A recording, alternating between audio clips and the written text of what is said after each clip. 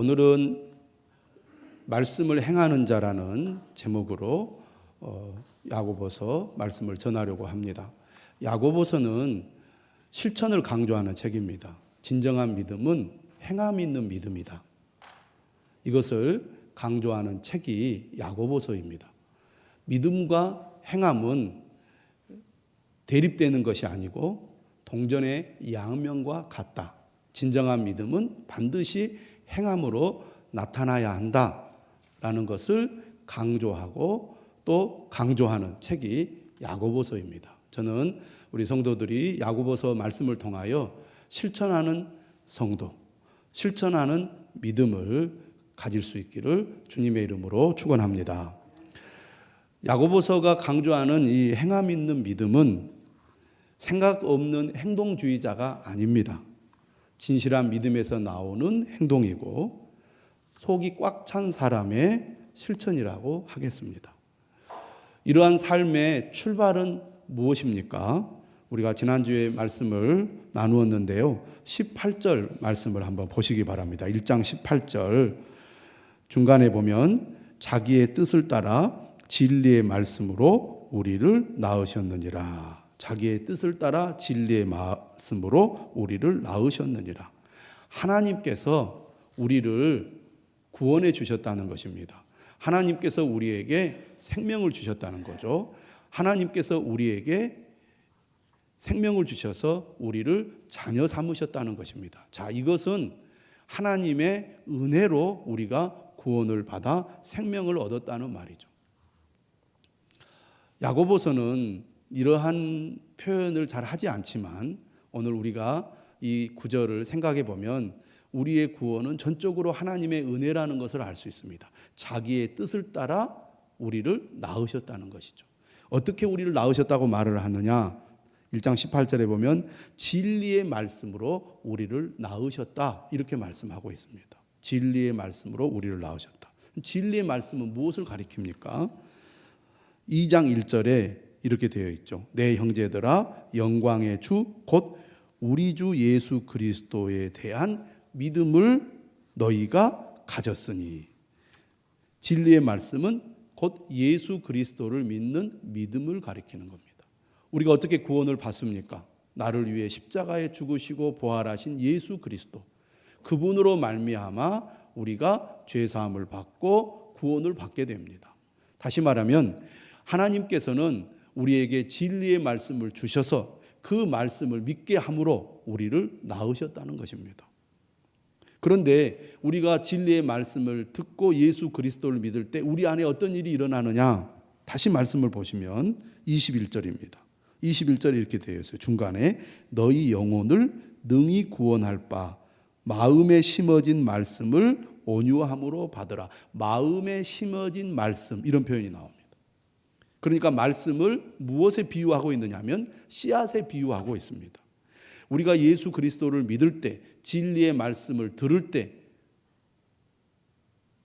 말씀의 씨가 우리 마음에 심어진다는 것입니다. 말씀이 마음에 심어진다는 것을 무엇을 말합니까? 우리 마음에 심어진 말씀이 자라서 결국 열매를 맺게 된다는 것을 말합니다. 그러므로 마음에 심어진 말씀이 열매를 맺으려면 어떻게 해야 된다고 말씀을 하고 있느냐? 지난주에 제가 19절 말씀을 드렸습니다. 19절에 사람마다 듣기는 속히 하고 말하기는 더디하며 성내기도 더디하라.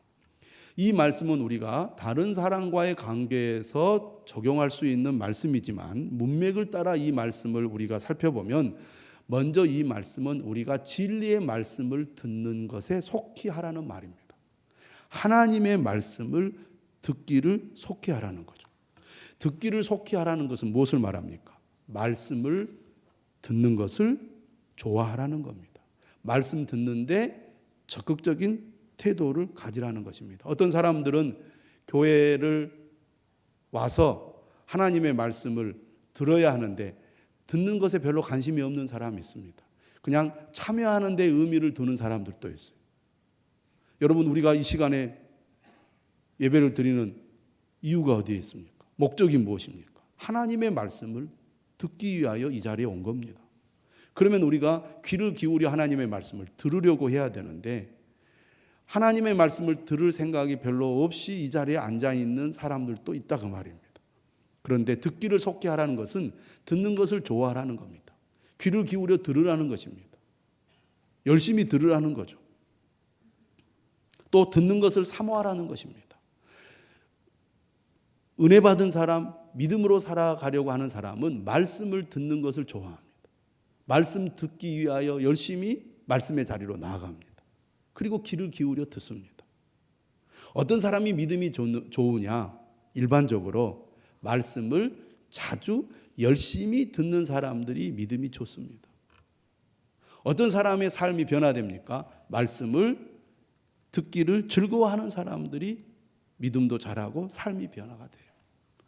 기본적으로 말씀을 들으려고 하지 않으면 믿음이 자라기가 쉽지 않고 좋은 믿음을 갖기가 쉽지 않다는 것입니다. 여러분 어떻습니까? 얼마나 말씀 듣는 것을 즐거워하십니까? 또 얼마나 사모하십니까? 특별히 21절은 이렇게 얘기합니다. 말씀을 우리가 어떻게 들어야 된다고 말을 하느냐면 온유함으로 받으라 이렇게 말합니다. 온유함으로 받으라. 이 말은 거절하지 말고 받아들이라 그 말입니다. 우리의 마음이 딱딱하고 완고하면 말씀을 받아들일 수가 없습니다. 그러니까 우리가 이 자리에 앉아서 말씀을 들어도 우리 마음이 완고하고 딱딱하면 말씀이 마음 안으로 스며들지 않습니다. 정말 은혜 받는 사람은 말씀을 마음에 이렇게 스펀지가 빨아들듯이 스며드는 사람입니다. 말씀을 진심으로 수용하고 적용할 때 말씀이 열매를 맺는다는 것이죠. 예수님께서도 누가복음 8장 15절에 씨 뿌리는 비유를 이야기하면서 이렇게 말씀하셨어요. 착하고 좋은 마음으로 말씀을 듣고 지키어 인내로 결실한다. 우리 마음에 다른 생각으로 가득 차 있거나 자기 생각으로 가득 차 있으면 하나님의 말씀을 순수하게 믿음으로 받아들이기가 어렵습니다. 말씀을 받아들여야 믿음이 자라고 믿음이 자라야 열매를 맺겠죠. 그런데 벌써 마음이 삐딱하거나 부정적인 생각으로 가득 차 있으면 말씀을 받아들이기가 어렵습니다. 여러분 우리가 하나님의 말씀을 들을 때 사람의 말로 받지 않아야 된다는 말을 자주 듣습니다. 예배 시간에 선포되는 말씀은 하나님께서 우리에게 주시는 말씀이다. 이렇게 우리가 받아들여야 그 말씀을 온유함으로 받을 수 있습니다. 사람의 생각으로 사람의 말로 받아들이면 하나님의 말씀을 들을 수가 없는 거죠. 그러므로 우리가 얼마나 자주 듣느냐, 말씀을 듣는 빈도수도 중요하지만 말씀을 듣는 태도가 훨씬 중요하다는 것. 그러므로 우리가 진정으로 말씀을 행하는 자가 되려면 무엇보다도 먼저 말씀을 온유함으로 잘 듣는 사람이 되어야 할 것입니다. 할렐루야. 어떤 사람은 이렇게 말해요. 말씀대로 사는 것이 중요하지 말씀을 잘 듣는 것이 중요하냐? 결코 그렇지 않습니다. 말씀을 잘 들어야 말씀을 잘 행할 수가 있어요. 우리가 그렇게 기억력이 좋지 않습니다. 우리의 본성이 그렇게 좋지 않다 그 말입니다. 우리는 내 생각대로 내 고집대로 하려는 경향이 있기 때문에 말씀을 내 안으로 계속 받아들이지 않으면 나도 모르게 내 뜻대로 내 고집대로 하려고 한다 그 말이에요. 내 생각대로. 그렇기 때문에 정말 말씀을 행하는 사람이 되려면 무엇보다도 말씀을 자주 들으십시오. 듣기를 좋아하십시오. 말씀을 사모하는 여러분들이 되시기를 주님의 이름으로 축원합니다. 그런데 열심히 말씀을 듣는 삶에는 함정이 있습니다. 그것이 오늘 본문의 22절 말씀이에요. 너희는 말씀을 행하는 자가 되고 듣기만 하여 자신을 속이는 자가 되지 말라. 무슨 얘기입니까? 말씀을 열심히 듣는 것이 좋은 믿음이라고 착각을 한다는 겁니다. 나는 예배도 빠지지 않고 시간마다 말씀을 듣고 또 말씀을 묵상하고 말씀을 연구합니다. 나는 늘 말씀 속에 살아갑니다. 내 마음에는 말씀으로 가득 차 있습니다. 이것으로만 나는 신앙생활을 잘하고 있다고 착각할 수 있다고 말입니다. 그런 사람들을 가리켜서 오늘 22절은 말씀을 행하는 자가 되고 듣기만 하여 자기를 속이는 자가 되지 말라 그렇게 말씀하고 있습니다. 속는다는 것은 지혜롭지 못하다는 것을 말합니다. 여러분, 우리가 사는 이 세상은 속이는 사람들로 가득 차 있습니다. TV도 우리를 속여요. 스마트폰도 우리를 속입니다. 유튜브는 속이는 사람들로 가득 차 있습니다. 온갖 뉴스들이 우리를 마치 낚시하는 사람이 소비자들을 낚듯이 우리를 속이려고 듭니다. 지혜롭지 못하면 분별력이 떨어져서 속게 되어 있죠. 그런데 문제는 스스로 자신을 속이기도 한다는 거예요, 사람이. 속으면 손해를 봅니다. 왜 우리가 손해를 봅니까? 속아서 손해를 보는 거예요. 그런데 어떤 것은 단지 손해만 보는 게 아니라 속아서 망할 수도 있고 속아서 죽을 수도 있는 겁니다. 그래서 속는 것은 우리가 조심해야 되는 거죠. 그래서 오늘 본문도 속지 말라고 말합니다. 스스로 속이는 자가 되지 말라고 말합니다. 그런데 문제는 자신을 속이는 경우도 있다는 얘기죠. 아픈데 아프지 않다고 스스로를 속입니다. 잘못되고 있는데 지금 잘 되고 있다고 스스로를 속여요. 죽음의 길로 가고 있는데 생명의 길로 가고 있다고 속이는 경우도 있습니다. 여러분 스스로 여러분 자신을 속이는 경우는 없지 않습니까? 말씀을 행하지 않고 듣기만 하는 것은 자신을 속이는 것, 기만하는 것이라는 겁니다. 열심히 예배드리고 열심히 말씀을 여러분들이 사모하고 가까이 하고 있는 것만으로 나는 신앙생활 잘하고 있어. 하나님을 가까이 하고 있어. 하나님 기뻐하실 거야. 그것은 자신을 속이는 것입니다. 그것이 망하는 길로 갈 수 있다는 것을 우리는 알아야 되겠습니다. 여러분, 말씀을 듣는 목적이 무엇입니까? 지식을 쌓기 위해서입니까? 내 마음을 편안하게 하고 내 마음의 위로를 받기 위해서입니까? 아닙니다. 말씀을 듣는 목적은 행하기 위해서입니다. 이것을 우리가 꼭 기억하라는 겁니다. 말씀을 듣는 목적은 행하는 데 있다. 이 내용을 오늘 23절과 24절은 비유를 들어서 다시 강조합니다. 비유를 23절을 한번 보시죠. 누구든지 말씀을 듣고 행하지 아니하면 그는 거울로 자기의 생긴 얼굴을 보는 사람과 같아서 제 자신을 보고 가서 그 모습이 어떠했는지를 곧 잊어버리거니와. 지금처럼 거울이 많고 우리 얼굴을 그때그때 볼 수 있는 그런 환경이 아닌 시절에는 거울을 보고 밖에 나가서 일을 해야 되잖아요. 바쁘게.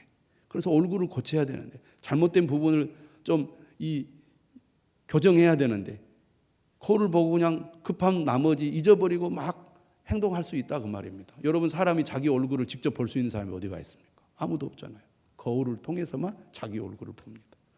그래서 무엇이 묻었는데 이거를 지금 고치거나 제거해야 되는데 바쁘다 보니까 깜빡 보고 돌아서면 잊어버린다 그 말이에요. 저도 그런 경우가 많아요. 예배당에 와가지고 이제 넥타이가 바르게 됐는지 머리는 바르게 됐는지 살펴야 되는데 급하게 그냥 대충 보고 나와서 예배를 드리고 사람들하고 인사하고 나중에 다시 화장실 가서 거울 보니까 엉망인 거예요. 머리는 막 뒤에 서 있고 여기가 바람이 많이 불잖아요. 넥타이는 비틀어져 있고 내가 왜 그랬지 그렇게 생각할 때도 많이 있는데 마치 우리가 행하지 않고 듣기만 하는 사람은 바로 그와 같다는 겁니다. 여러분, 우리가 말씀을 듣기만 하면요 결국은 잊어버리게 되어 있습니다. 말씀을 실천해야 그게 내 것이 되고 내 것이 돼야 열매를 맺는 겁니다. 남자들도 요즘은 요리를 해야 된다 그런 얘기를 많이 들어서 요리 한번 해보려고 유튜브를 보면서 이렇게 하면 되는구나 하고 보고 나서 돌아서면 잊어버립니다. 그렇잖아요. 운동도 마찬가지입니다. 운동을 해야 건강하다고 하니까 운동하는 법을 유튜브를 통해서 보는데요. 이렇게 해야 되지 하고 눈여겨봐도 돌아서면 또 잊어버려요. 여러 번 반복해서 행동으로 옮겨야 기억에 남고 그것이 내 것이 된다 그 말입니다. 왜 우리가 하나님의 말씀을 잊어버립니까? 듣기만 하고 행하지 않기 때문입니다. 그러므로 우리가 진정으로 하나님의 말씀을 잊어버리지 않으려면 어떻게 해야 됩니까? 행하는 자가 되어야 합니다. 그래야 잊어버리지 않게 되고 잊어버리지 않아야 그 말씀이 내 것이 되고 열매를 맺게 되는 것입니다. 그래서 오늘 25절에 이렇게 말하죠. 자유롭게 하는 온전한 율법을 들여다보고 있는 자는 듣고 잊어버리는 자가 아니요 실천하는 자니 이 사람은 그 행하는 일에 복을 받으리라. 어떤 사람이 복을 받는다고 말합니까? 말씀을 실천하는 자가 복을 받는다고 말합니다. 야고보서에서 1장에 보면 복에 대한 말씀을 하는데 1장 12절에 보면 시험을 참는 자가 복이 있다고 말합니다. 왜 시험을 참는 자가 복이 있다고 말합니까? 생명의 멸류관을 얻을 것이기 때문이라고 말해요. 시험을 참지 못함으로 우리가 하나님을 떠나고 하나님을 배반할 수 있습니다. 마찬가지로 말씀을 실천을 하는 사람이 말씀을 잊지 않고 하나님의 복을 받는다는 거죠. 우리가 말씀을 잊어버리면 말씀을 떠나게 되고 말씀을 떠나게 되면 분별력을 잃어버려서 세상의 유혹에 빠지기 쉽게 되기 때문에 말씀을 실천한 자가 복이 있다고 말하고 있는 겁니다. 예수님께서도 뭐라고 말씀하셨습니까?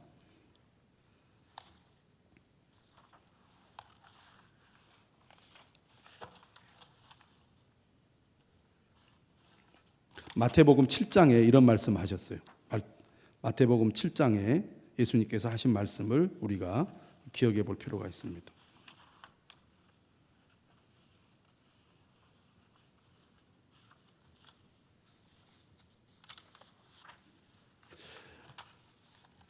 산상수훈에 보면 이런 말씀이 있죠. 그러므로 누구든지 나의 이 말을 듣고 행하는 자는 그 집을 반석 위에 지은 지혜로운 사람 같으리니 비가 내리고 창수가 나고 바람이 불어 그 집에 부딪히되 무너지지 아니하나니 이는 주추를 반석 위에 놓은 까닭이요. 하나님의 말씀을 듣고 행하는 자가 반석 위에 집을 지은 사람과 같다고 말합니다. 여러분, 우리가 살아가다 보면 누구나 어려움을 당할 수 있습니다. 그런데 비가 내리고 창수가 나고 바람이 불어 그 집에 부딪혀도 말씀을 행하는 자는 그 집을 반석 위에 지은 지혜로운 사람과 같아서 무너지지 않는다는 것입니다. 그러므로 말씀을 행하는 자가 되어야 한다는 것입니다. 사랑하는 여러분, 말씀을 듣기만 하고 행하지 않는 사람이 아니라 말씀을 듣되 행하는 사람이 되시기를 주님의 이름으로 축원합니다. 오늘 본문은 세 가지 예를 들어서 우리가 어떻게 실천하는 삶을 살 것인지에 대해서 말씀하고 있는데, 첫 번째는 바로 혀를 제갈 물려라. 우리가 말씀을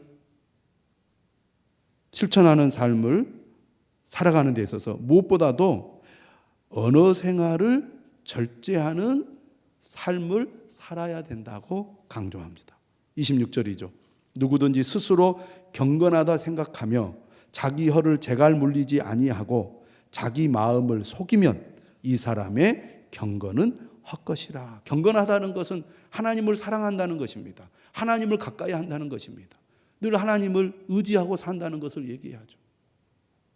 그런데 어떤 사람이 진정으로 경건한 사람이냐? 자기 혀를 제갈 물리는 사람. 여러분, 우리가 정말 열심히 하나님을 잘 믿고 믿음으로 살아가면서도 말 때문에 시험에 들게 하고 말 때문에 상처를 주기도 하고 말 때문에 공동체를 어지럽게 하기도 합니다. 그만큼 말이 중요하다는 것이죠. 여러분의 언어 생활은 어떻습니까?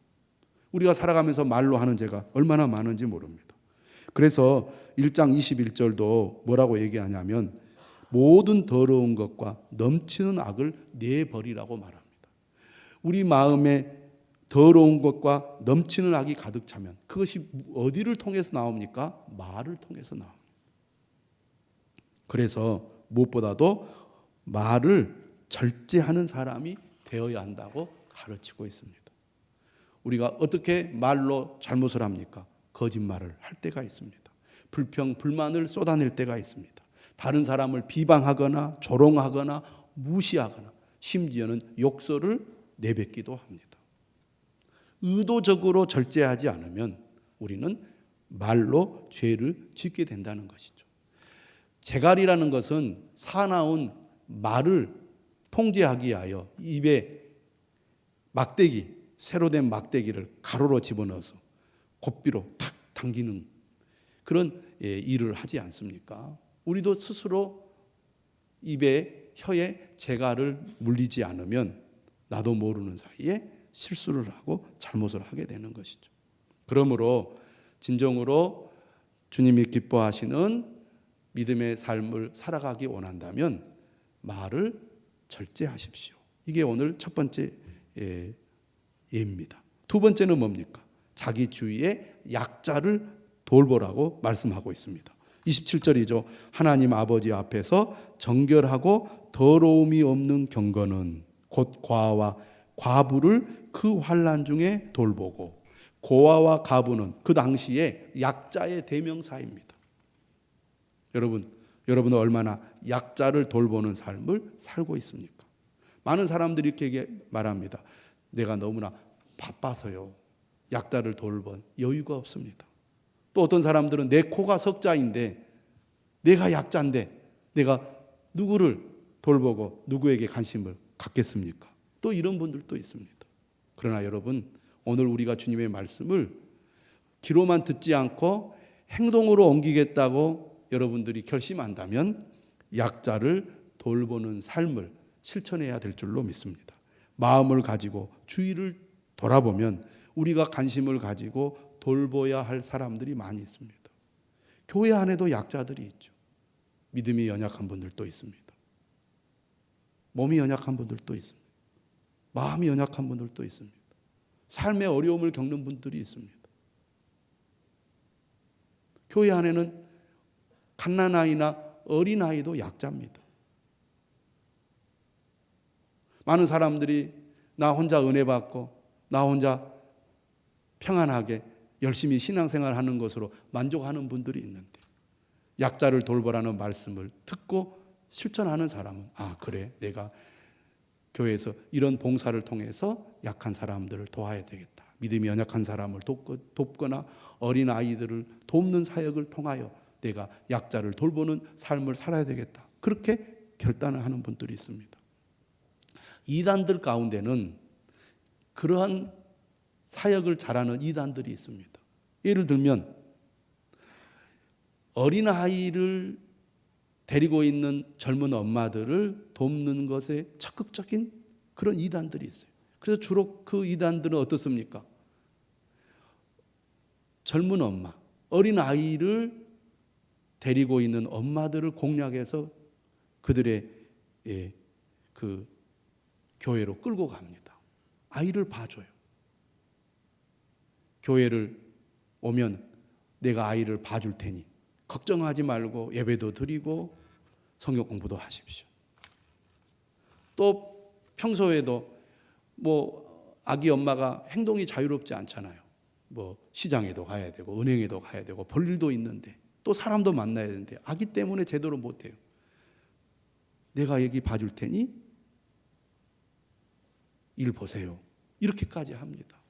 그렇게 약자를 돌봄으로써 자기들의 그 교회로 끌고 가는 이단들이 우리나라에도 있다고 말해요. 그런데 정작 우리가 하나님의 말씀을 실천해야 할 사람들로서 약자를 돌보는 일에 무관심하면 안 된다는 얘기입니다. 교회 안에서든지 교회 밖에서든지 우리 주위의 약자를 돌보는 그런 삶을 살아야 한다고 말씀하고 있습니다. 마지막으로 세 번째 뭐라고 얘기합니까? 자기를 지켜 세속에 물들지 않는 것, 이것이 곧 하나님의 말씀을 실천하는 것이라고 가르치고 있습니다. 세속에 물들지 않는 것, 세상 속에 살아가면서 결코 쉬운 일이 아닙니다. 그러나 우리가 정말 하나님의 말씀을 듣고 실천하기 원한다면 세속에 물들지 않기 위하여 발버둥쳐야 할 것입니다. 요한일서 2장 15절에서 17절 이렇게 말합니다. 이 세상이나 세상에 있는 것들을 사랑하지 말라. 누구든지 세상을 사랑하면 아버지의 사랑이 그 안에 있지 아니하니 이는 세상에 있는 모든 것이, 따라서 하겠습니다. 육신의 정욕과 안목의 정욕과 이생의 자랑이니 다 아버지께로부터 온 것이 아니요 세상으로부터 온 것이라. 우리가 진정으로 하나님의 말씀을 따라 살아가기 원한다면 육신의 정욕, 안목의 정욕, 이생의 자랑을 멀리 하라는 것이죠. 육신의 정욕이란 육신이 주는 쾌락을 추구하는 것을 말합니다. 안목의 정욕은 뭡니까? 보이는 것으로 인하여 유혹을 받는 것입니다. 좋은 차, 좋은 집, 또 돈, 물질 이런 것들을 보고 우리는 유혹을 받죠. 이 생의 자랑은 뭡니까? 내가 성취한 것, 내가 이룬 부, 지위, 명예 이런 것들을 자랑하는 것으로 낙을 삼는 것입니다. 그런데 요한일서 2장은 뭐라고 말합니까? 이런 것들은 영원한 것이 아니라는 것이죠. 그러므로 우리가 하나님의 말씀을 듣기만 하고 행하지 않는 사람이 아니라 말씀을 듣고 행하는 사람이 되기를 원한다면 이처럼 세속에 물들지 않는 삶을 실천하라는 것. 이것이 오늘 본문이 우리에게 가르쳐 주고 있는 교훈이라고 하겠습니다. 사랑하는 여러분, 하나님이 우리를 사랑하셔서 자신의 뜻대로 우리를 구원해 주셨습니다. 예수 그리스도 안에서 진리의 말씀을 듣게 하심으로 우리를 구원해 주셨는데 우리는 하나님의 말씀을 귀 기울여 듣고 열심히 듣고 온유함으로 들어서 그 말씀으로 우리의 믿음이 점점 자라 하나님의 말씀을 실천하여 열매를 맺어야 할 것입니다. 사랑하는 여러분, 자기 혀를 재갈 물리는 사람이 되시기를 바랍니다. 어려움 가운데 있는 약자들을 돌보고 그들에게 관심을 갖는 사람이 되시기를 바랍니다. 자기를 지켜 세속에 물들지 않는 삶을 살아가는 저와 여러분들이 되시기를 주님의 이름으로 축원합니다.